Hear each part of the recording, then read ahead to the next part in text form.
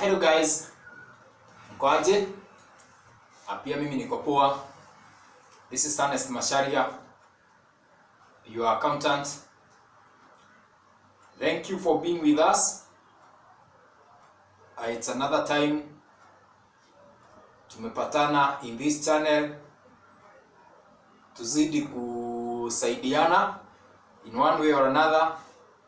And in this channel mostly we deal with accounting issues, and for today niko hapa kwa sababu ya finance bill 2024, so ningependa tuichambue kidogo ili tuone the proposals that will affect in which ways. Ninakumbuka in my first session of the finance bill tuliweza highlight all the proposals zenye the government wamekuja nazo. So today nataka tujaribu tu kuchambua zile crucial ones zitatu affect directly in our day-to-day activities, in our businesses, and in our lives. So welcome all. Have a notebook and a pen. Nataka siku ya kupeleka your views pale kwa the committee, the finance committee ya bunge, at least ukuwe na clue on what the finance bill is all about. So tutaanza na the proposals, and I've said nitaangalia to the crucial proposals. Now I remember to break into three.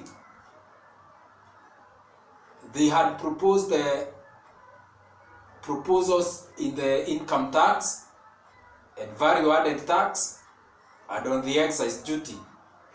So we shall start with the proposals for the income tax. Tuangalie wanasema kuhusu nini na zinaweza kuuza our lives kwa njia gani, ama zinaweza affect our lives kwa njia gani. So have a notebook, you can write something small there. So we shall start with the proposed changes to the income tax on the finance bill 2024. So under this, I remember on my highlights niliguzia something to do with the motor vehicle tax. So this motor vehicle tax they are proposing will be charged at the rate of 2.5% of the motor vehicle value. So how will they determine the value of the motor vehicle?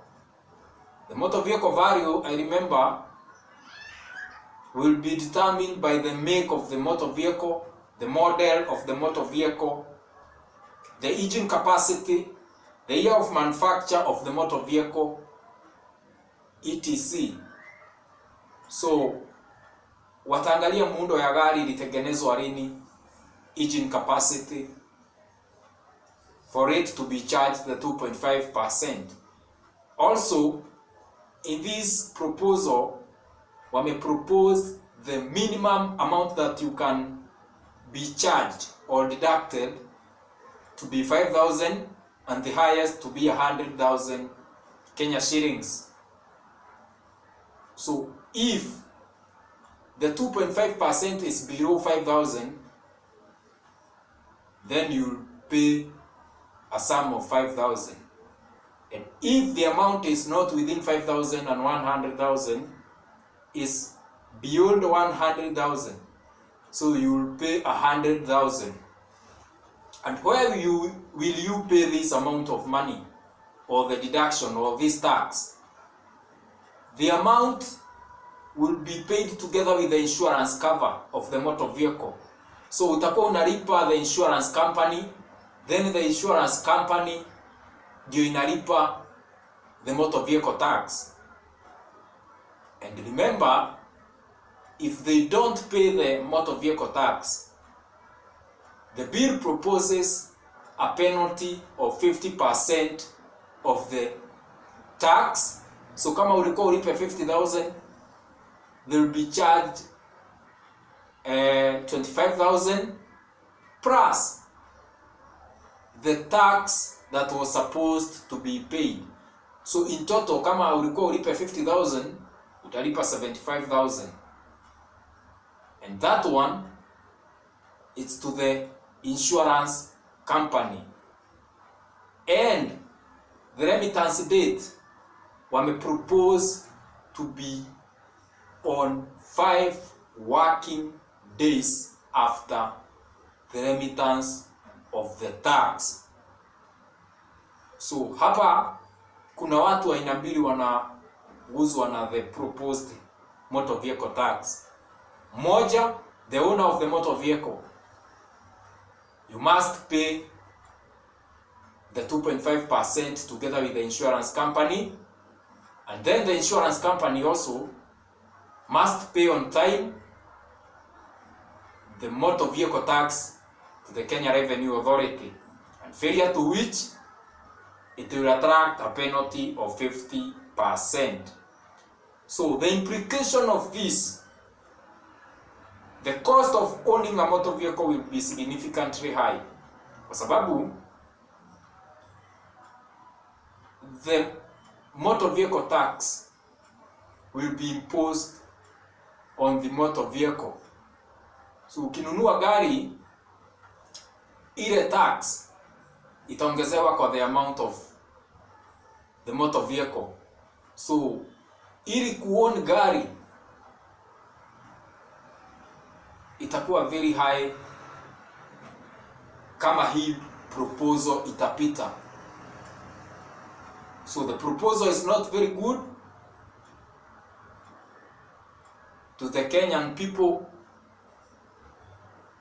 So peleka maoni yako pale, wakusikize, kwa sababu if the bill passes or the proposal passes, then to own a motor vehicle in Kenya, it will be very high. And remember, siku hizi motor vehicles, a lot of motor vehicles ni kama necessity. So most of the people wanatumia hizo gari kufanya biashara. Tax people, Uber people, wale watu wa kubeba mzigo, matatus, all categories of motor vehicle. But there are those exempted, e.g. ambulances, national government motor vehicles, county government motor vehicles, police motor vehicles, KDF motor vehicles, national intelligence motor vehicles, and any other persons who are immune from this tax called the motor vehicle tax. So kuown gari na kui-maintain itakuwa at a very high cost. So that is one of the proposals in the Finance Bill 2024 under the income tax. 2. Definition of royalty expanded. So they have expanded the definition of royalty. So royalty ni nini? Kuna wale watu wanalipwa royalties. So the definition of royalties has been expanded to include any software, proprietary or off the shelf, and whether licensed, development, training, maintaining or supporting or support fee, and includes the distribution of softwares. So hata kama wewe si the owner of the software, wana propose kwa unalipa hii royalty. So the bill therefore proposes to tax the purchase of software whether licensed or otherwise, as acquisition of royalty. So regardless si wewe owner, so long as umenunua ile software, then the software will be taxed. Implications. Hii italeta madhara gani? It will diverge from the decision of the High Court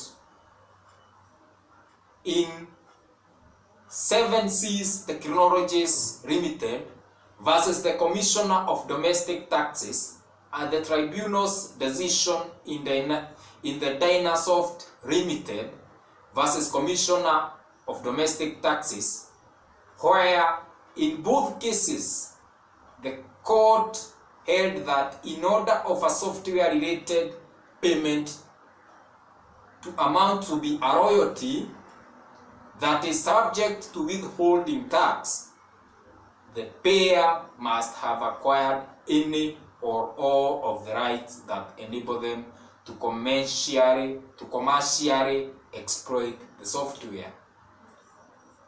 So watakuwa wamekeuka the case kwa sababu wanataka kutax any software hata kama wewe si the owner, so long as uko na the software, then they will charge it the withholding tax. So hawataki kujua, so long as wewe unaidevelop, una train, una maintain, una support, wataicharge withholding tax of that royalty. So pia hiyo itatu affect directly. 3. Definition of digital marketplace. So wamejaribu pia kubadilisha the definition of the digital marketplace. So the bill proposes to define a digital marketplace to encompass any online or electronic platform that facilitates the scale and provision of goods and services, which include 1. Ride-hailing services, food delivery services, freelance services, professional fees, rental services, task-based services, any other services that is not exempt from tax under this act. So, digital monetization. The bill proposes that withholding tax to be paid in respect to the digital content monetization be a final tax. So this withholding taxes that they are proposing itakuwa final. So kitambo hizi hazikuwa zinalipiwa withholding taxes, but now they are proposing to include all this in the digital marketplace. So implications of this: currently the tax is not a final tax. So at least this is a good move. Kwa sababu saa hii currently the tax is not a final tax. This is a welcome because as the earnings from digital content monetization will not be subjected to further tax after withholding is deducted at source. So after ile withholding umelipia pale for digital content monetization, hakuna kodi ingine yenye utalipia. So at least this one haitakuwa inakaa kama double taxation. Ukilipia umemalizana nayo. So that one at least it's good. And also they've included some services zenye hazikuwa included in the digital marketplace. So another proposal: deferral of foreign exchange losses. Deferral of foreign exchange losses. So the bill aims to restrict the time frame during which companies with foreign loans can carry forward excess losses, particularly when the interest exceeds 30% of earnings before interest, tax, depreciation and amortization, it proposes to shorten the period from 5 years to 3 years. So inajaribu kushorten the period yenye unaweza carry forward the excess loss, and that is on the companies with foreign loans. So implications under this, the proposed change could indeed have adverse effects on companies that made decisions regarding foreign loans based on the expectations of a 5-year period for carrying forward excess losses. Shortening this time frame to 3 years could disrupt the financial planning and potentially increase the tax burden. So si mzuri kwa wale watu wanafanya biashara. Kufupishwa, wewe ulikuwa umeplania it for 5 years, but sasa imereduciwa to 3 years. At least wage extend, si ku reduce.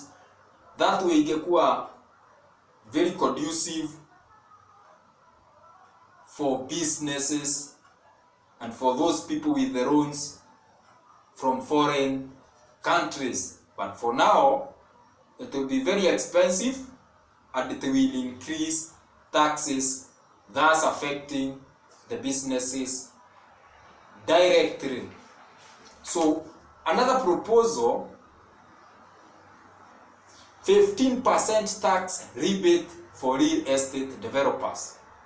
Those people wenye wanajenga manyumba ya real estate, 15% rebate for real estate developers. So the bill proposes the removal of the 15% tax rebate enjoyed by companies that construct 100 residential units annually. So kama wewe unajenga more than 100 units, residential units, ulikuwa cautioned by this 15% rebate, but saa hii wanataka kuitoa. So the implication, the rebate was initially introduced as a measure to incentivize and support the construction of residential housing units. By offering developers a 15% rebate on taxes, the intention was to enable developers to sell houses at lower prices. So itakuwa affordable kununua. Therefore, increasing affordability for potential buyers. Watu wengi wangeweza kununua zile manyumba. The removal of this rebate could potentially lead to the price of residential units going up, and thus making it very hard for you to be in a position to purchase a residential house built by these developers. So it's not a very good move. At least hata wage iongezea ikuwe at least 20% rebate rather than reducing it, kwa sababu for anyone to acquire a residential house, the price must be affordable.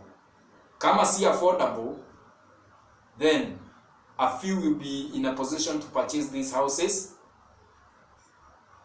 thus making many people to suffer and live to those places that are underdeveloped.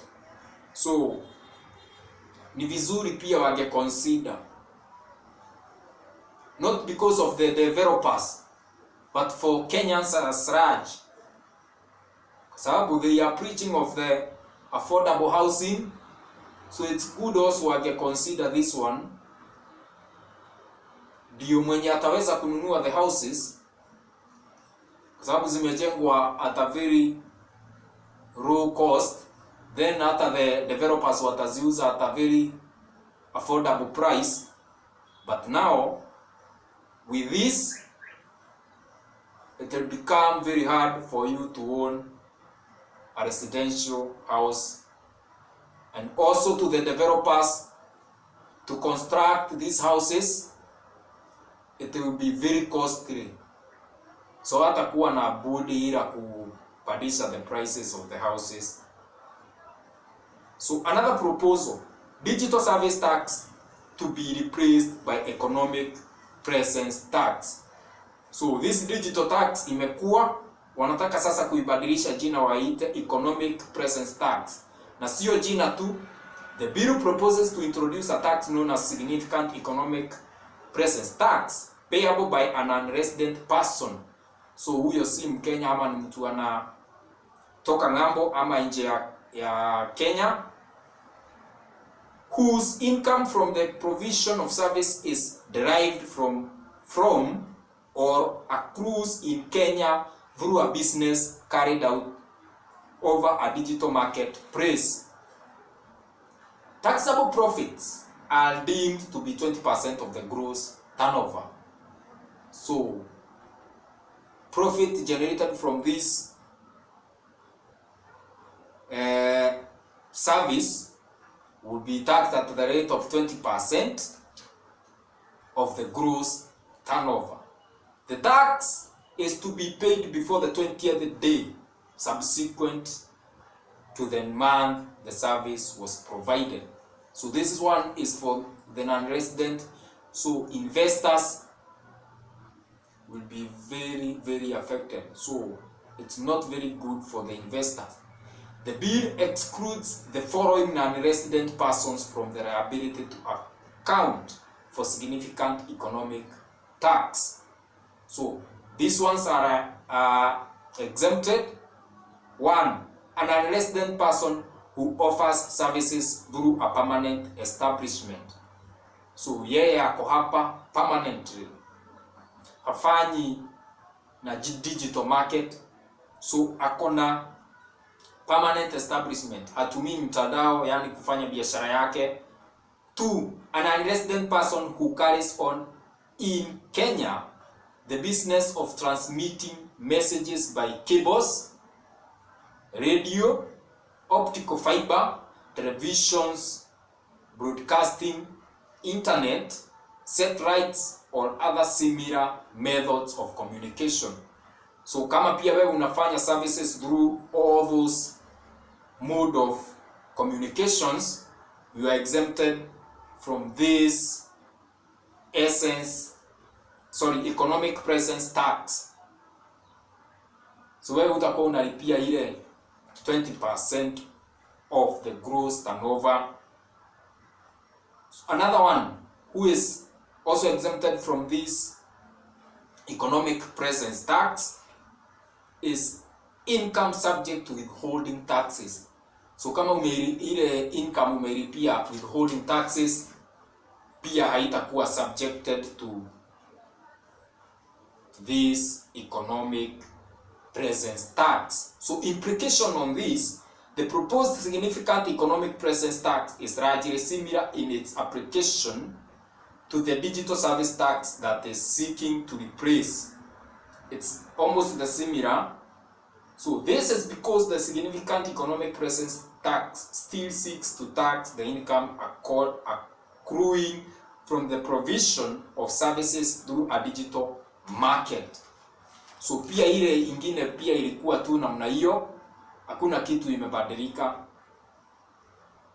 but it affect the investors directly.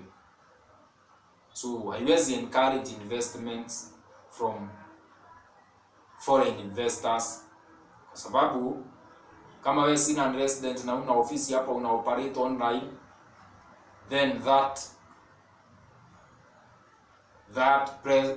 economic presence tax must be paid at 20% of the gross turnover. So another proposal, taxation of investment security. So the bill proposes to impose taxes on income generated from specific investment securities. I know you know this investment securities, e.g. bonds, security bonds, hizo mnazijua, mna trade na government, unapata return at the end of the year. So these include interest income derived from listed bonds, notes, or similar securities utilized for infrastructure projects and assets as defined under green bonds, standards, and guidelines, as well as other social services. However, the bill stipulates that these bonds, notes, or securities must have a minimum maturity period of 3 years to be subject to taxation. So kama iko chini ya 3 years maturity, then it's not subjected to taxation. Implication: subjecting income from these investment securities to taxation could potentially reduce their attractiveness to investors. So pia hii ita affect investors. The taxation could diminish the return on investment, making them less appealing compared to alternative investment options. So watu watapotelea sana kuinvest on these bonds, notes, kwa sababu kama income iko subjected to taxation, huwezi invest for long. Wewe uta invest within 2 years, utaki ipite 3 years, kwa sababu ikipitisha 3 years it will be subjected to taxation. Thus, investment on this will be low. So also return on investment, kwa sababu of the short period of investment, it will be very low. Kwa sababu the longer time you invest on these securities, the higher return you get. So without or with this taxation, it will discourage a lot of people to invest on these securities. So another proposal, they want to introduce or minimum top-up tax. Minimum top-up tax. So this minimum top-up tax is for multinational groups. So multinational groups with significant businesses in Kenya and whose consolidated turnover is 750,000 euros will face a new minimum top-up tax if their effective rate is below 15%.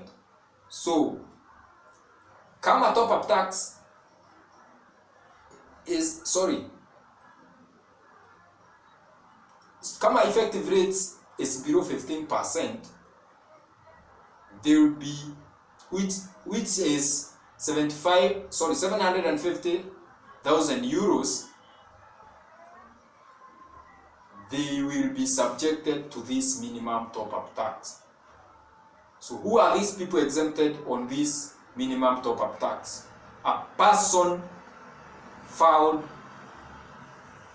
and a pension fund and its assets. So a pension fund and its assets, so that one is exempted.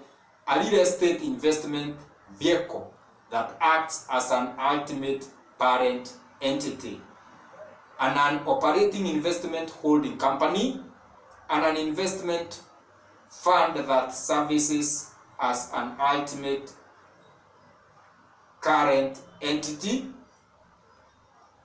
a sovereign wealth fund, intergovernmental or supranational organization, along with wholly owned agency or organs of these entities. So what is the implication of this minimum top-up tax? This proposal is based on the global anti-base erosion rules designed to ensure that multinationals pay a minimum level of tax in each jurisdiction that they operate.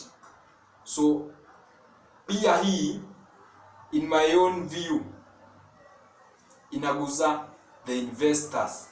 The investment will go down, kwa sababu wangewaondolea ama wangewalidiusia the minimum top up tax, ili those companies or multinational groups zenye zinataka kuinvest in Kenya will have the conducive environment to invest, thus generating income and also creating employment for those people without jobs, and that way itasaidia economy, kwa sababu tukipata many people ama more people being employed by these multinational groups, then the revenue generated from salaries, money circulation, people will be in a position to purchase, so demand itakuwa juu, and then the impact on for this on the economy will be very good. So another proposal, pay provision, pay as you earn. So the bill seeks to increase the non-taxable benefits of employment as follows. So this one is for salaried people. Amend the non-taxable daily limit of allowance paid to an employee working outside his usual place of work. The bill proposes that the employers should have a policy on the payment and accounting for subsistence, traveling, entertainment, or other allowances with an amount not exceeding 5% of the monthly gross earnings of the employee. The current non-tax daily limit of the allowance is capped at 2,000 shillings. 2. Amend the limit of non-taxable benefits granted with respect to the employment from 30,000 to 48,000. 3.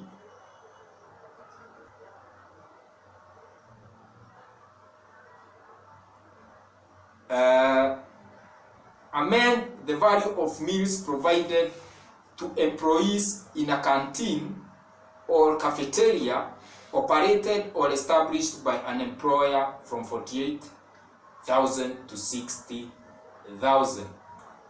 Implication on this, or for this, the proposed amendments intend to elevate non-taxable benefits for employees, aiming to better align with contemporary economic circumstances and enhance employees' well-being within the tax frame. So hii ni mzuri, at least itaongezea the cap yenye salary inaanza kutaxiwa. So at least for salaried people, hii si mbaya sana kwenu. Another proposal, scrapping off the affordable housing relief. So hii hatujaitumia. It was proposed by the, sorry, not proposed, actually it was a law, but was not implemented by KRA. So I don't think there is anyone mwenye ametumia hii housing relief, and the bill proposes to repeal Section 30A of the Income Tax Act, which provide for affordable housing levy at 15%, capped at Kenya shillings 9,000 per month at 108,000 per annum. So implication, the removal of this relief from the bill is indeed unfortunate. This relief being a cornerstone of the Affordable Housing Act was a major selling point. Kwa sababu Kama ulikuwa ulipe 9,000 with a relief of 15%, you pay 9,000 less 15% of that 9,000. But sasa wanataka uilipe in full, hakuna kupewa relief. So affordable housing itakuwa juu. So it's not a very good proposal to scrap it away. Another proposal, taxation of pension income. So pension income will be exempt from tax under the following circumstances. 1. For payment of pension or withdrawals made after 15 years joining the fund. 2. Upon reaching the age of 50 years. 3. Upon early retirement due to health reasons. So how do you two watakuwa exempted? The exemption applies to pension funds, provident funds, the National Society Security Fund, that is NSSF, or individual retirement funds registered under the law. Implication of this: offering tax exemptions for pension income under certain conditions, such as in the case of early retirement service, as a significant incentive for individuals to save for their retirements.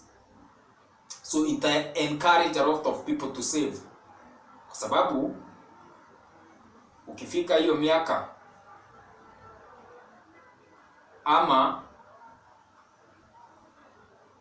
wale watu wagonjwa hawatakuwa subjected to this taxation. So it encourage a lot of people to save, and at the same time inaweza increase corruption, kwa sababu in Kenya anything is possible. So mtu anaweza sema ni mgonjwa, ajifanya amegojeka ndio apewe pesa yake. So that way it can increase corruption. So another proposal, capital gain tax change. Capital gain tax change. So the bill proposes that the transfer from an individual to a company where the individual holds 100% shareholding be capital gain tax exempt. The bill proposes that the transfer to a company where a spouse holds 100% shareholding be capital gain tax exempt. Implication: this is well moved. So ni mzuri. The logic behind this is that in this circumstance there is no new beneficial owner. So this proposal is good as it is. Another proposal, revised conditions for reduced capital gain tax rate. Revised condition for reduced capital gain tax rate. The bill also seeks to introduce revised condition for an entity to qualify for a reduced capital gain tax rate of 5%, and provides that where the Nairobi International Financial Center Authority certifies that a firm has invested at least 3 billion in at least one entity incorporated in Kenya within a period of 5 years, the firm will enjoy a preferential capital gain tax at the rate of 5%. So, implication: the provision is passed will reduce the amount that a firm needs to invest to qualify for the 5% rate from the current 5 billion to 3 billion. This is a welcome move as it cautions against the 15% rate. So hiyo ni self-explanatory. Another proposal, application for change in accounting period. So under this, where a taxpayer requests a change in their accounting period and the commissioner doesn't respond within 6 months, the application will be considered as approved by the defaulter. So hii ni mzuri, sababu kama hawata respond within the 6 months, then it will be assumed that wali approve. So another proposal, registered family trust. Registered family trust. The bill seeks to amend paragraph 57 with a proposal that could lead to the income or principal sum of such trusts no longer being exempt from tax. So implication on this proposed amendment raises serious concern regarding its fairness and potential ramification.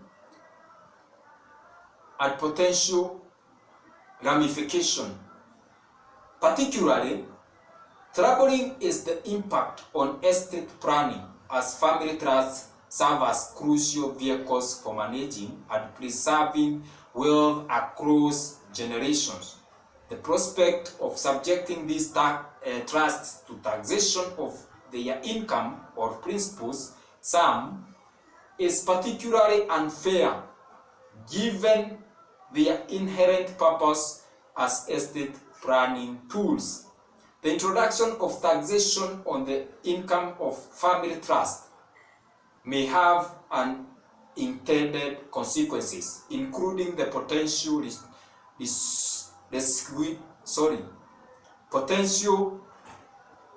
resilience of the use of offshore trusts, potentially leading to the erosion of domestic tax. So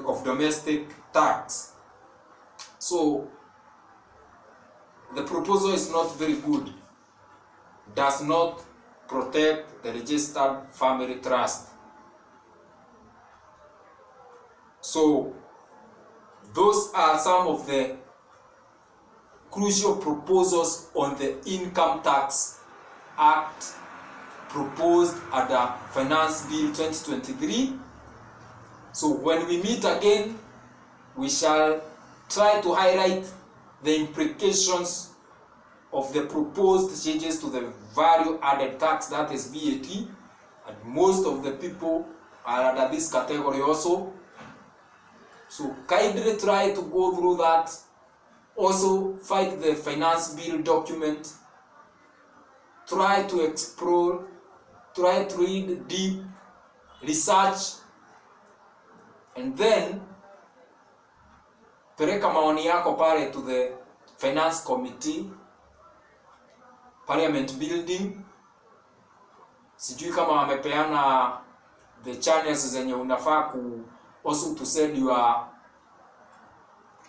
views or proposals also. Ungependa nini ibadilishwe ama nini retainiwe. So from there, let's meet next time, same place, and remember to subscribe, share, comment, like for more accounting issues. Thank you very much. God bless you. Thank you.